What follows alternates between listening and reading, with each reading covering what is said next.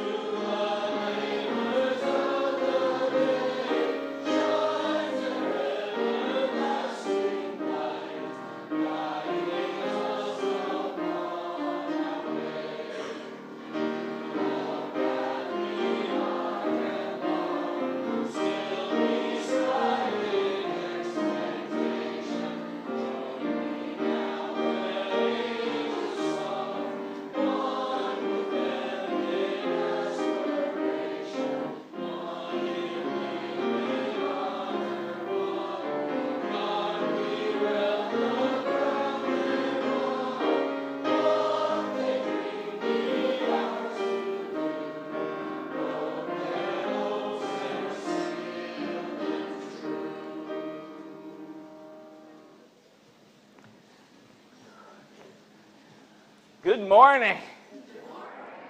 I am Reverend J. Wolin, the settled minister here at the Unitarian Universalist Church of Sarasota, or maybe tomorrow, next week, it'll be called something else. We don't know. We especially want to welcome those of you, both here on campus or our visitors online, on live stream. We invite our visitors to participate in any of our events except voting in our meetings. You have to be a member for 2 months before you get to do that. But we do welcome our visitors to participate in any of our programs, I should say. And we invite you to find out about them. You can sign up for either online. We have a something at uusarasota.com at the top where you can sign up, a virtual guest book, or right outside the front doors of the sanctuary. And if you do, we promise you'll get at least one email, maybe 2 a week, about all of our programs and links, Zoom links to different events. And so also, today's going to be a little different. We do have coffee for our visitors today, but today after service we have something a little different. We have a congregational meeting to vote on a possible name change, as well as to vote to accept the 8th principle for our congregation. If you are a member, I've been a member for at least 2 months, you should have received a ballot when you walked in the door.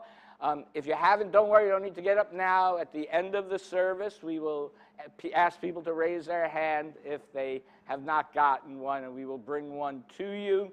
But we do ask that we're going to have the meeting right after the service ends. And then after we do that, we will go out for coffee in the courtyard. Those who are visitors and can go out they're welcome to stay for the meeting, but if they want, they can go out and have coffee and wait until our meeting is over. Hopefully it won't be too long. A couple other announcements. On Sunday, October 22nd, we are having a rockin' Celtic concert for social justice from 3 to 5 p.m.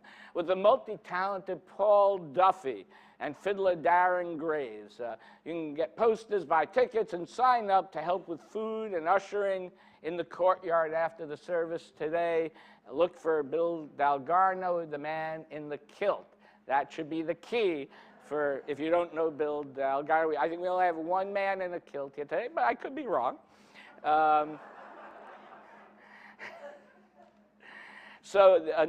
We also have a new exhibition of work by two of our own UU members, Peg Green and Sally Kohler.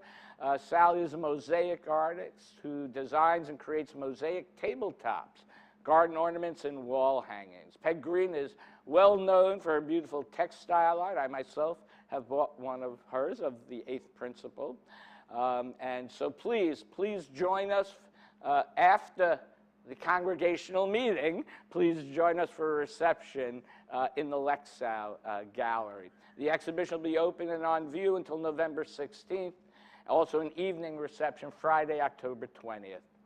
And now, one last announcement. I invite up Karen Bush to talk about BidFest.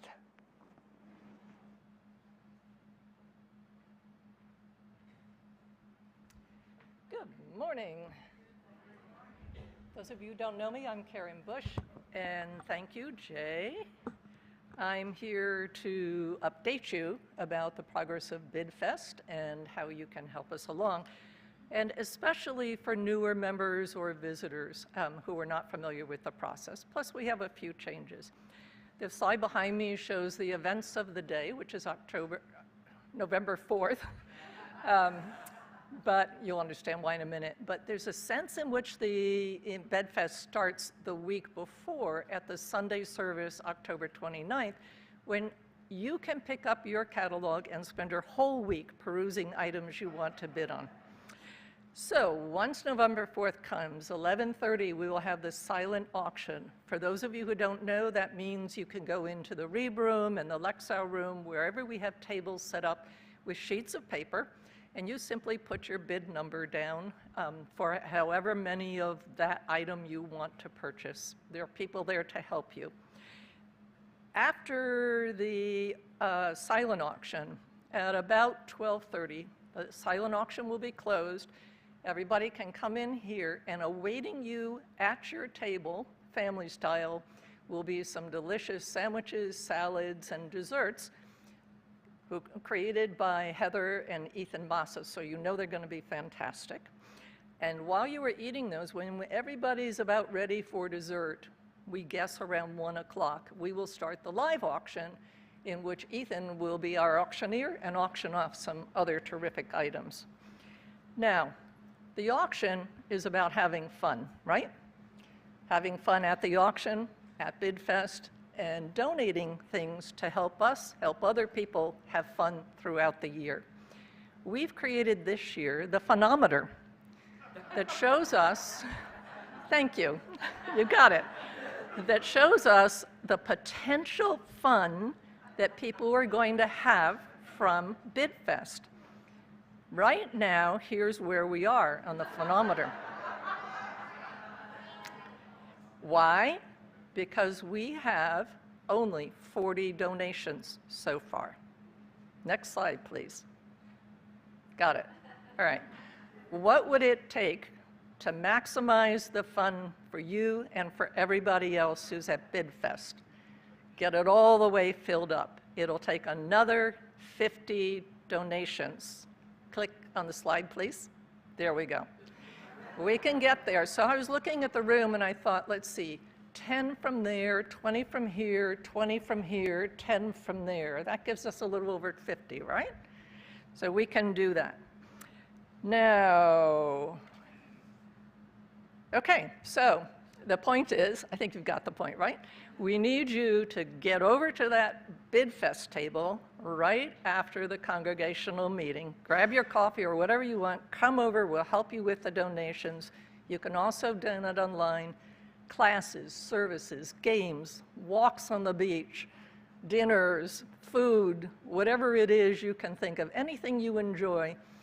And if you can't think of anything you enjoy, think of some retailer or restaurant or service you have a good relationship with. Give them a call and ask them for a gift certificate. Well, one of our team members last week called 6 performing arts groups in Sarasota and got 3 of them are donating tickets, including the Sarasota Symphony.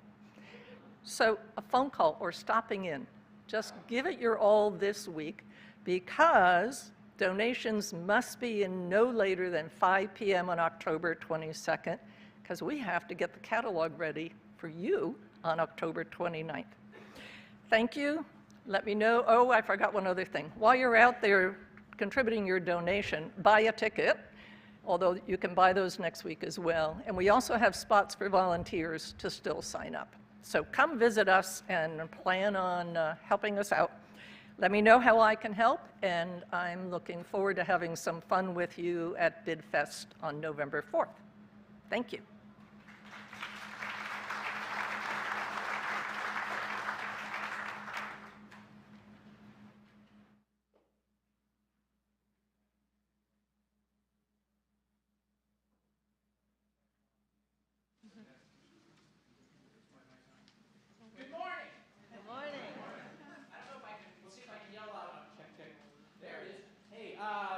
For our intro this morning, we're doing something slightly different. We're going to teach you a song. Now, we sang this song a couple weeks ago, the choir, but today what we're going to teach you, we're going to do call and response. So the choir will sing a line first, and then you will echo it back. I will sing along with you to help, so don't worry if you get a little lost, just follow me. This is called Bend the Arc.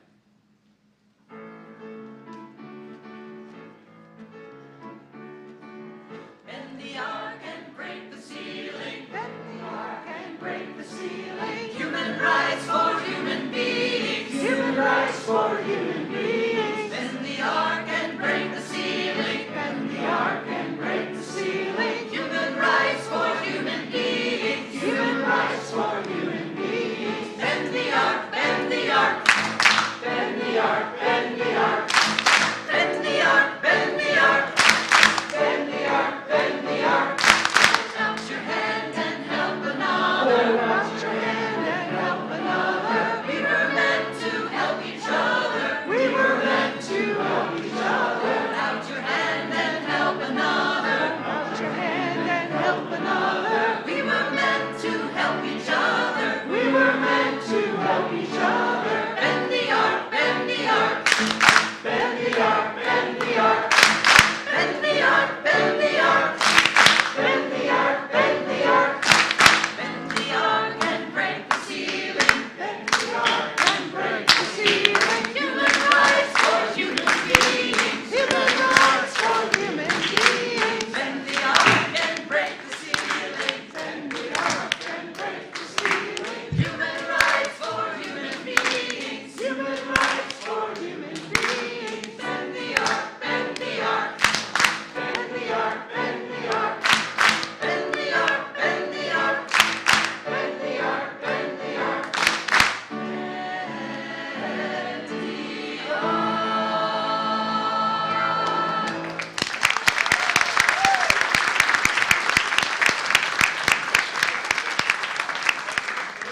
Woo! That was fun. For me, anyway. I hope for you, too. Our opening reading today is an excerpt from a letter by Howard Zinn to the New York Times Book Review. Quote, I want people to understand that ours is a beautiful country, but it has been taken over by men who have no respect for human rights or constitutional liberties. Our people are basically decent and caring, and our highest ideals are expressed in the Declaration of Independence, which says that all of us have an equal right to life, liberty, and the pursuit of happiness. The history of our country, I point out in my book, is us striving against corporate robber barons and war makers to make those ideals a reality. And all of us, of whatever age, can find immense satisfaction in becoming a part of that, end quote.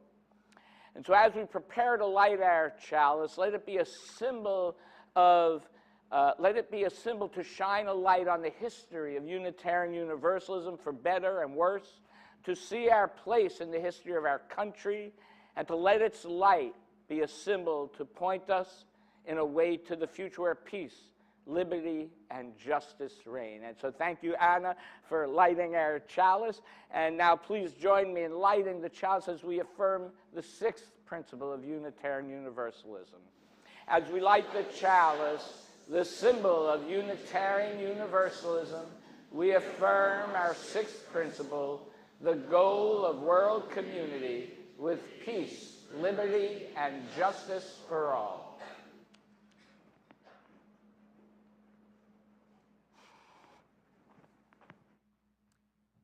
Well, the time for all ages is also going to be different today. So by a show of hands, when you mentioned that you are a Unitarian Universalist, how many of are asked, what do you believe? Okay, that's pretty good. Well, like most things in Unitarian Universalism, there's a committee to study that, because that's who we are. We're questioners and we're process thinkers. And today's story are just snippets of a longer book that I highly recommend, and I hope that it gives a framework for today's sermon later on. Today's snippets come from the Belief book, written by David McAfee, with the help of his fellow writer and illustrator, Chuck Harrison. Though raised a fundamentalist Christian, David has written several books, including Mom, Dad, I'm an Atheist, The Guide to Coming Out as a Non-Believer. So that is your framework for his writing today, and also that he has a lot of tongue-in-cheek in the book that probably won't come out of my snippets, but I highly recommend it.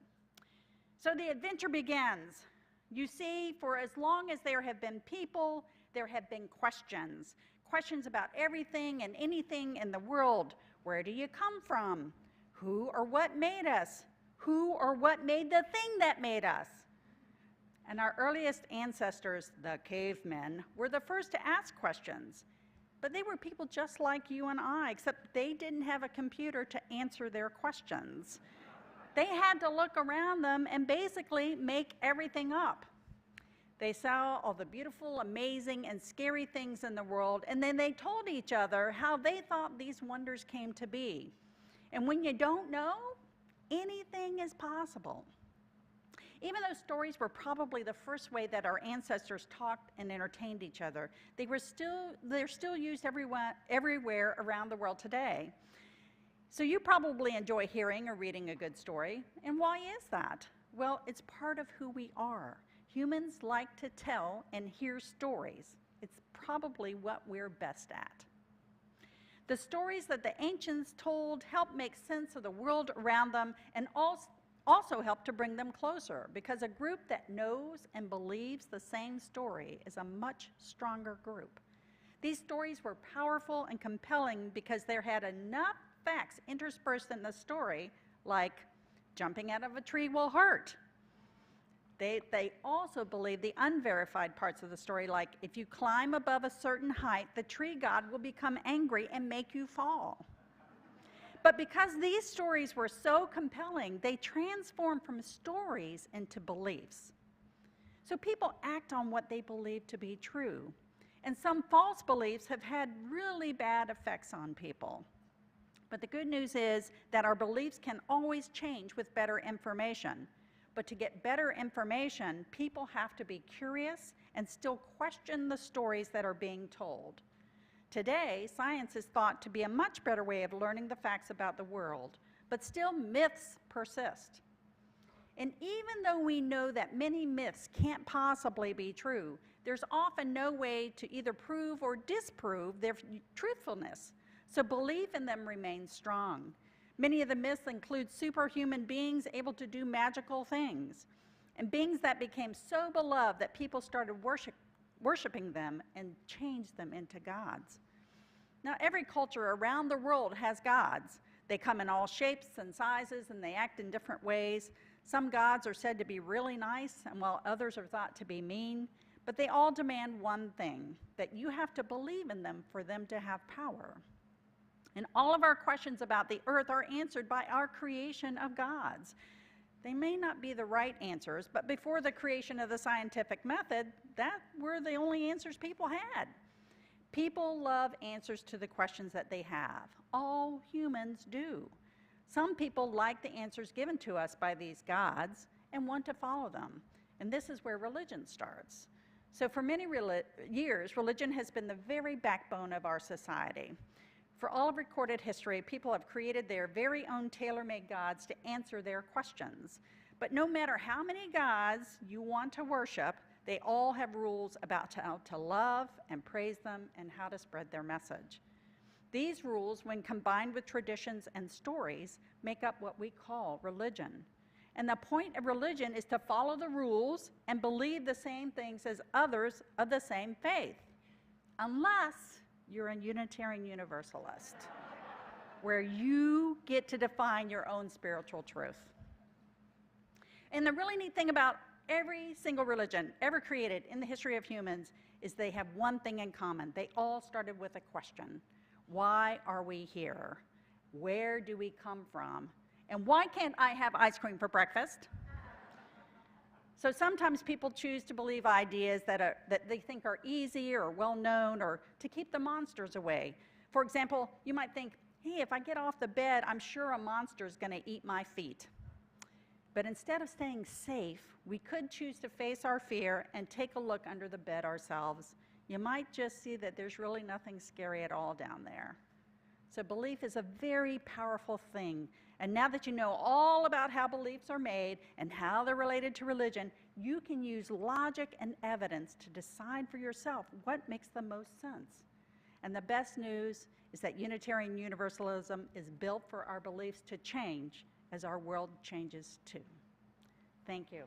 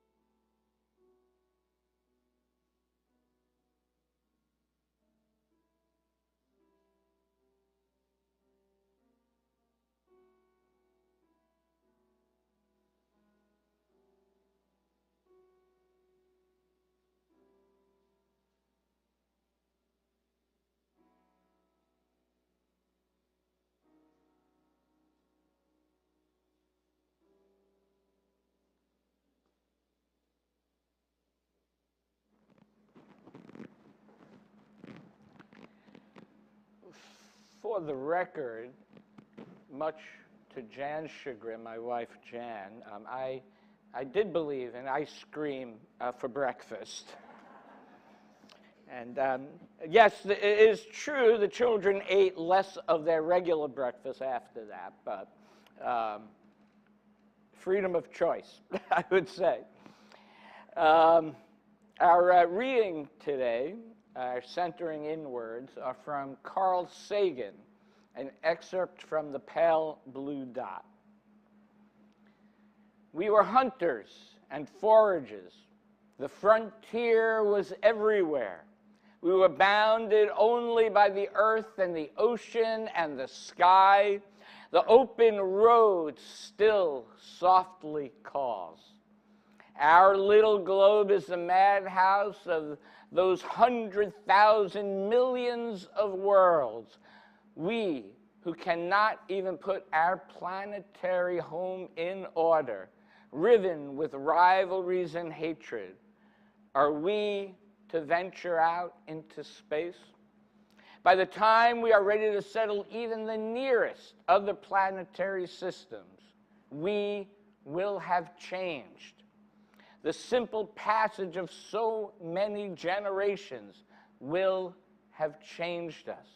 Necessity will have changed us. How vulnerable the repository of all our potential once was. How perilous our infancy. How humble our beginnings. How many rivers we had to cross before we found our way. Let us now take a moment of silence and imagine what rivers we still have to cross as Unitarian Universalists.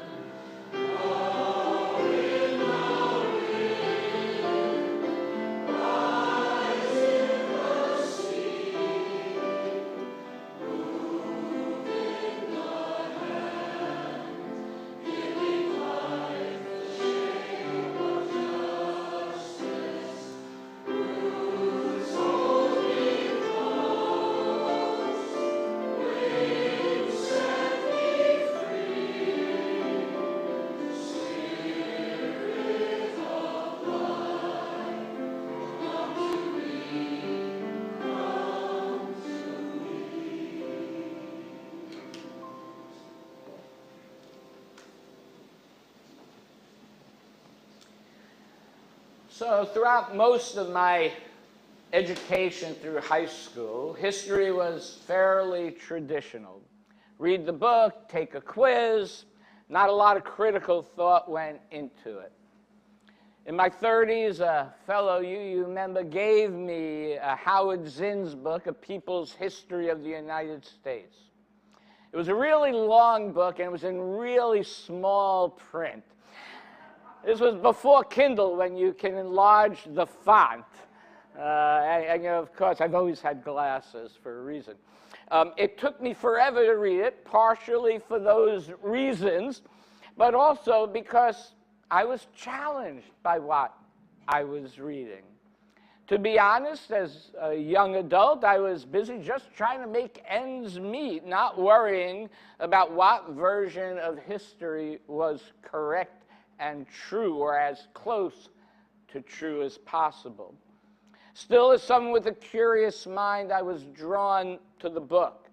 And the history of this book shared, of course, differed from many of the things that I was taught in school, or were just left out of the lessons in school. If I was actually paying attention, who knows? Maybe it was talked about and I just wasn't listening. But once I learned this new information, I could not unlearn it. And I was forced to change my view of individuals and this country and events in the history of this country. And that curiosity and learning continues every day of my life. You know, the Unitarian Universalist Publishing on Beacon Press has been publishing a series of books under the category Revisioning History, and telling history from the perspective of marginalized communities, such as an indigenous people's history of the United States, queer history of the United States, African American and Latinx history of the United States, a disability history of the United States, a black woman's history of the United States. Beacon Press continues a long history of Unitarians' publicized writings about challenging and controversial issues to help us learn, to help us see the world from a perspective that is not ours, or maybe hidden from us, to help jar us out of our conditioning, to see the unseen, to hear the unheard. And in 1971, when no other publisher would, Beacon Press had the courage to print the entire Pentagon Papers, which showed proof of the U.S. government's deception about the Vietnam War. Now, due to this, the Unitarian Universalist Association became the target of the Nixon administration lawsuits and harassment, and if not for the generosity of one wealthy congregation on Long Island, New York, the Unitarian Universalist Association would have gone bankrupt. This is who we are as a religion, always pushing the edge of religious understanding and even understanding what it means to be religious. Pushing the edge is not without its challenges. Challenging the status quo, or what is accepted history, makes people anxious. But looking back on our history, it is easy to see that the reformers and the radicals were more often than not on the right side of history, with maybe the exception of temperance. We were very big into temperance, and now I would say we are all the way on the other end of that spectrum.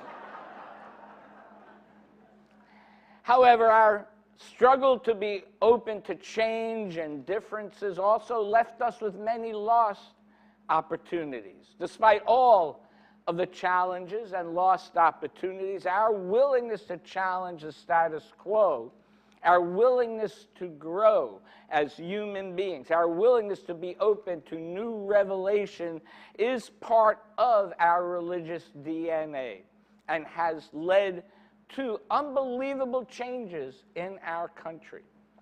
We were the first religious denomination to ordain and place a woman in the pulpit in the late 1800s.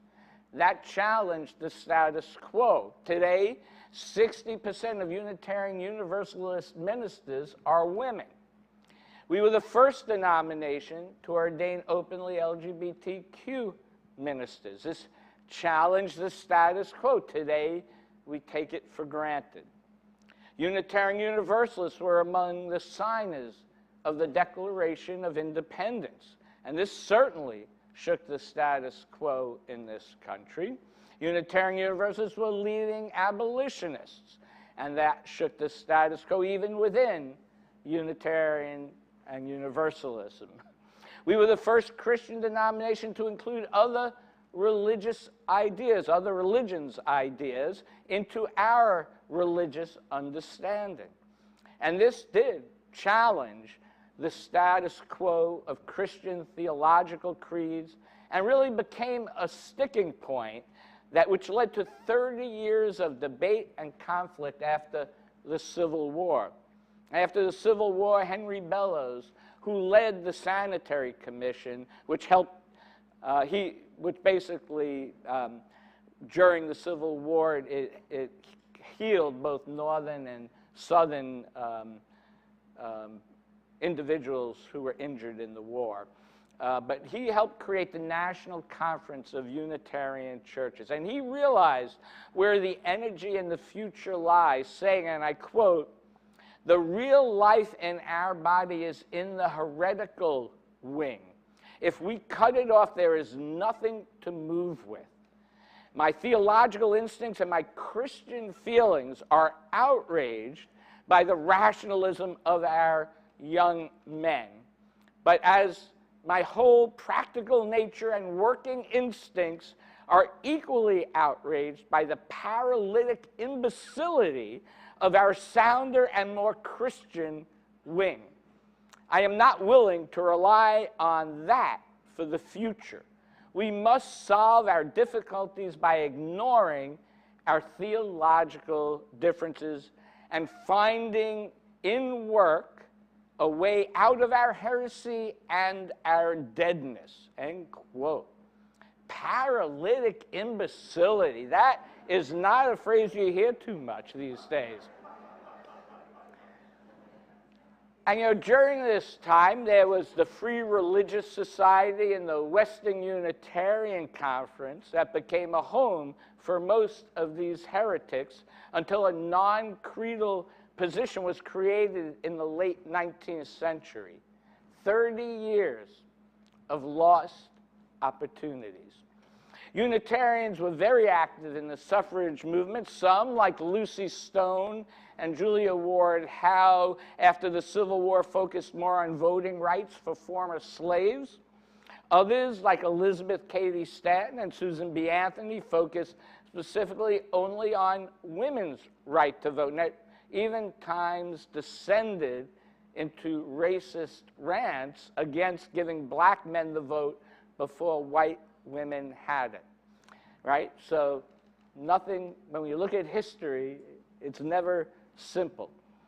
Two groups formed competing organizations. Only upon Stone's illness 30 years later did the two groups merge.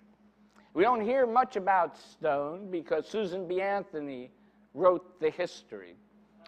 30 years of lost opportunity yet again.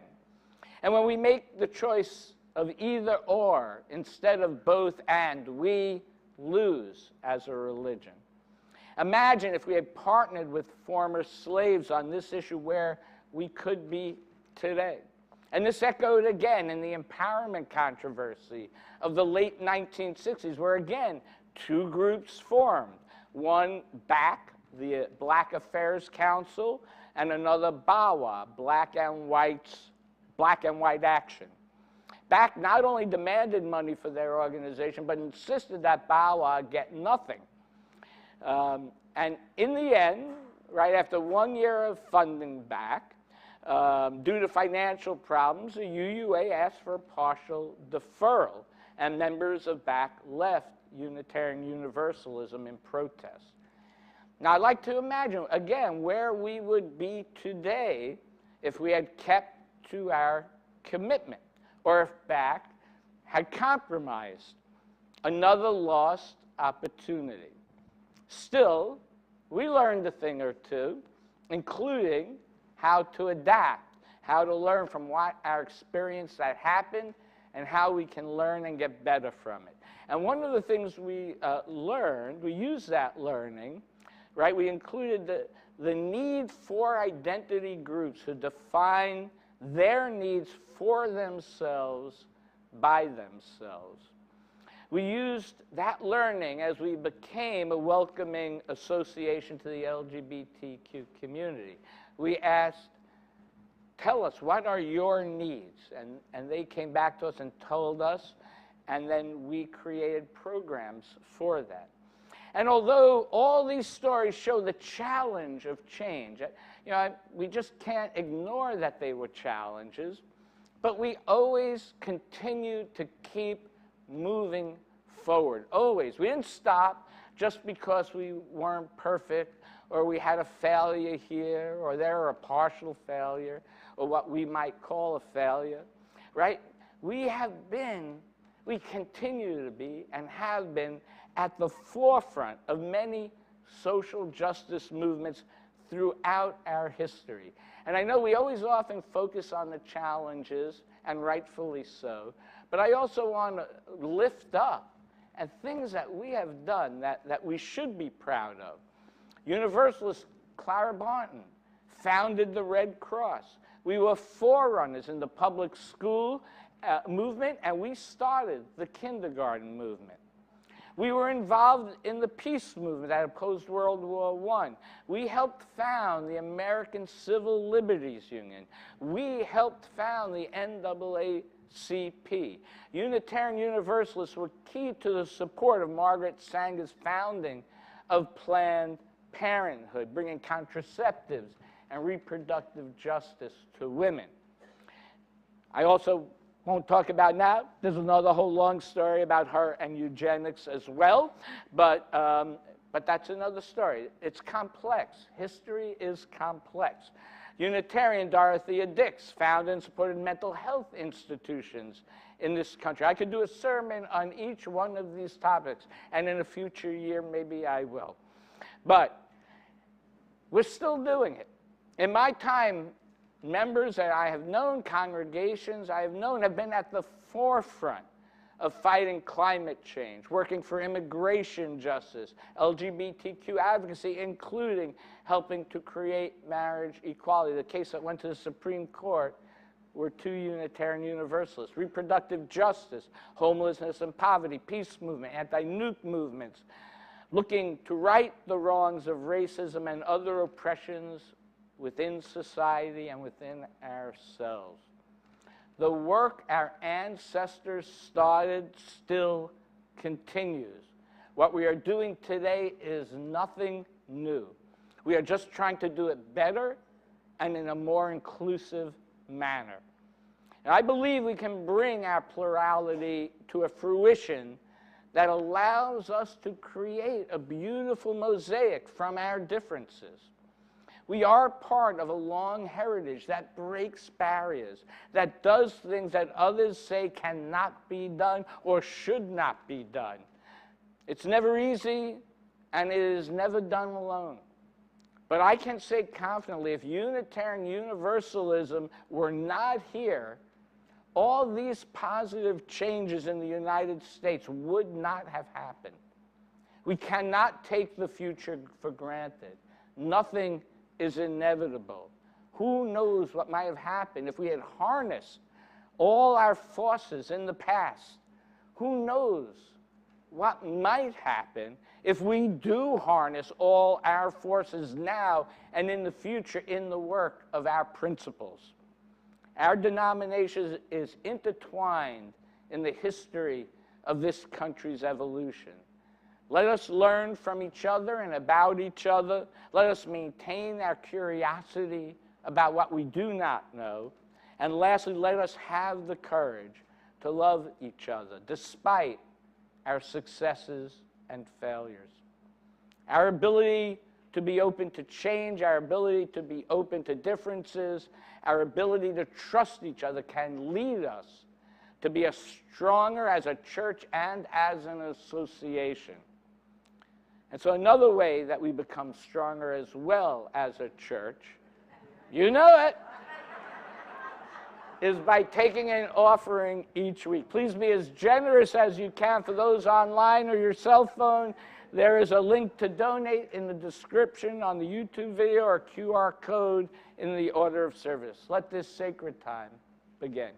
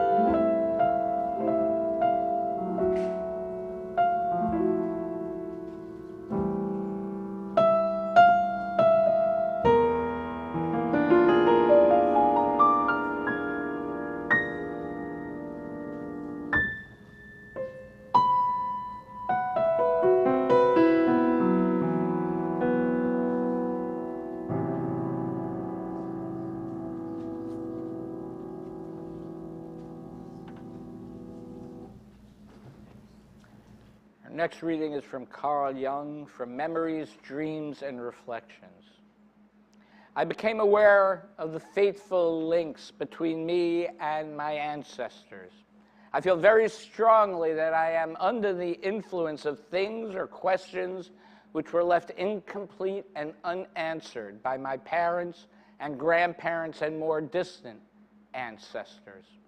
It often seems as if there were an impersonal karma within a family which is passed on from parents to children. It has always seemed to me that I had to answer the questions which fate had posed to my foreparents and which had not yet been answered, or as if I had to complete or perhaps continue things which previous ages had left unfinished.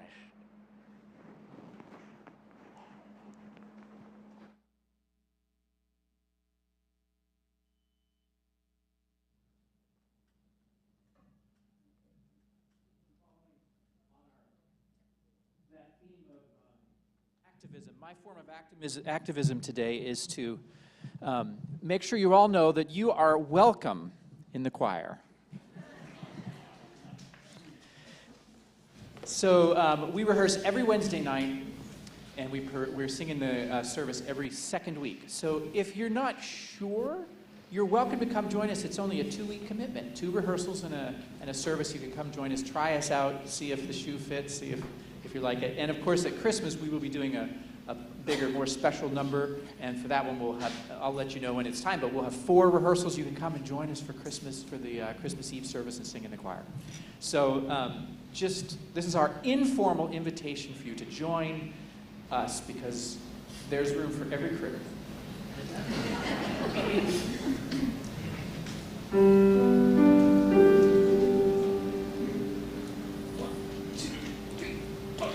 All God's critters got a place in the choir. Some sing low and some sing higher. Some sing out loud on the telephone wire. Some just clap their hands or paws or anything they got now. All God's critters got a place in the choir. Some sing low and some sing higher. Some sing out loud on the telephone wire. Some just clap their hands or paws or anything they got now.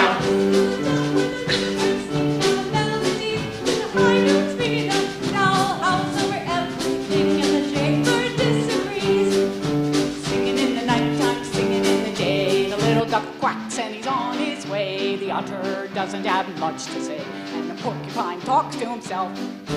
All God's critters got a place in the choir. Some sing low and some sing higher. Some sing out loud on the telephone wire. Some just clap their hands or paws or anything they got now. And the cat stays in the middle, and the punny bird hums in the cricket fiddle. The donkey brays and the donkey brays, and the old gray badger sighs.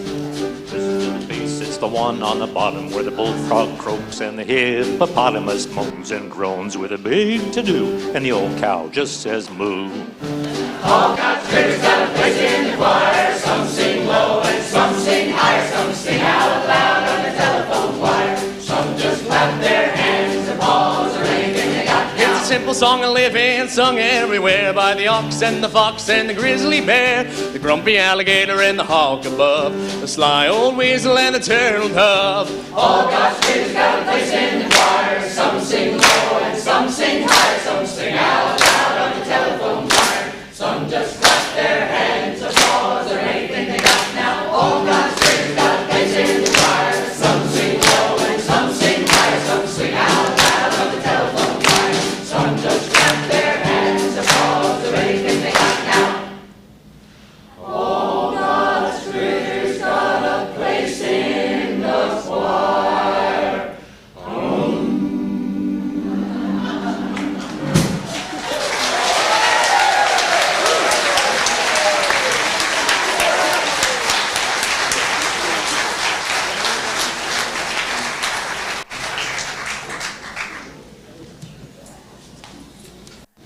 Yeah, I just want to say I love when they clap, because that keeps me on the 2 and 4 all the time. But I think that's really an important message, though. I hadn't even put this in my sermon, but I think that is an important message. We all have a place in this congregation. There are some people who sing. There are some people who love book groups. There are some people who work in social justice. There is a place for everyone here and what their personal spirituality and mission aligns with what this church's ministries are. And so all are welcome here.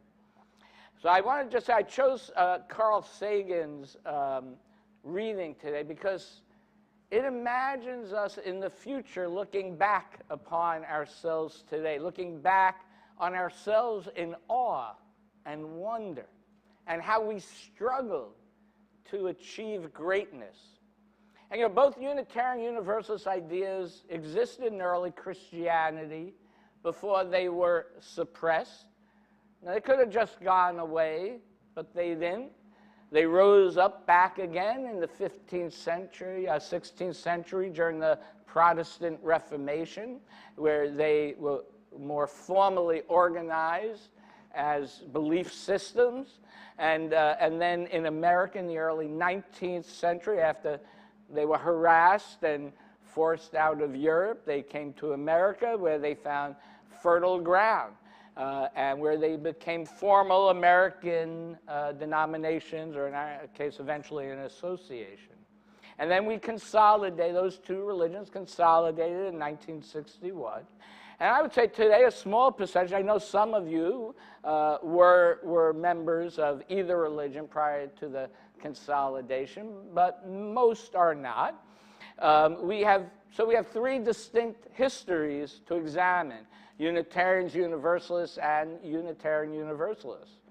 And although our history doesn't define us, it will always be a part of us. It helped create who we are today and informs us for moving forward. We have always been a progressive religion. And by that I mean, as Catherine said earlier, that we use new information as it becomes available to inform us how to live in the world. We believe in exploring the unknown. And such exploration leads us to different people, to different paths on their religious and spiritual journey. And due to this, we have had to become a covenantal community. This asks us to agree on how to walk together on this religious journey despite these differences. Our tradition of religious covenanting harkens back in this country to the Puritans, which formalized in the Cambridge Platform in 1648, some 375 years ago. It was a document that talked about how members of congregations agreed to act with each other, how groups of congregations agreed to act with each other. And this document was the basis for our democratic polity within our congregations today, right? The democratic process, part of our principles even. And I would argue that this document was the basis for our own country's democratic structure as well. Now, the items we covered about today are very different than they were 375 years ago, and I think there is much to be gained at looking at our tradition. I think this history allows our community to connect and realize that we are part of something much more long-standing than just ourselves at this point in time in history. By doing so, by looking back, by remembering our history, it allows us to live in the present and look to the future of our religion in ways that affect something other than just ourselves and our current concerns in this moment of time. Not that we don't, but it gives us that longer view of where we came from, where we are heading. As I spoke in the first reflection, we do examine our history with critique, and our history connects us to a long tradition of religious freedom and hope and exploration. It also connects us to a long history of tradition of transformation of self and society. Our history also connects us to the challenges of a diverse and changing society, and how quickly we can become extraneous to it if we do not adapt to it. We need to let history inform us how we move forward, what has worked in the past, what has not, when and how have we reached towards our highest ideals, and what has led us at times to abandon them. Knowing this, let us move forward with the wisdom gained from knowledge of the past to give us the best chance to create the beloved community in the present and in the future. I would encourage you to share our message, to see ourselves as part of something greater than just yourselves and just this community. Ours is a transformational religion that believes that due to our existence in the world, we can and have a responsibility to transform ourselves, our community, and the world itself. We are Unitarian Universalists. It means something to be a Unitarian Universalist versus being part of another religion, and I am proud to spread the message of our principles and the transformative effect of our community to the larger world, and I encourage you to do so as well, so that 375 years from now, people will hearken back to this time as part of an even longer tradition of religious freedom and beloved community that transformed the world 375 years from now. They will marvel at us, how vulnerable the repository of all our potential once was, how perilous our infancy, how humble our beginnings, how many rivers we had to cross before we found our way. Now let us go and create some history. May it be so. I invite you to rise in body and or spirit for our closing hymn, number 318, We Would Be One.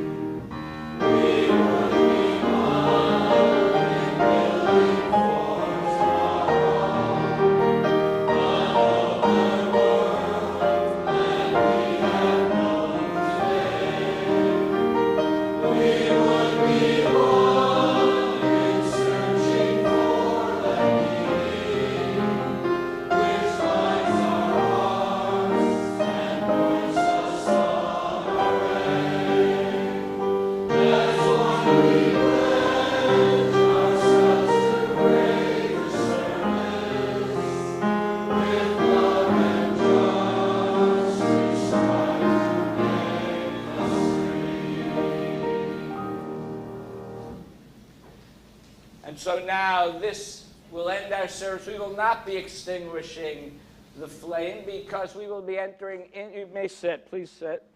We will now be entering into our congregational meeting. And I believe I've decided let's keep the flame on because we should treat our congregational meeting as if it is something as reverent as a worship service. And so we will leave that on. We will extinguish it at the end of our meeting. And so for those who are visitors and do not want to stay and hear our meeting, I invite you to go, and I invite up our president, Bill Payton.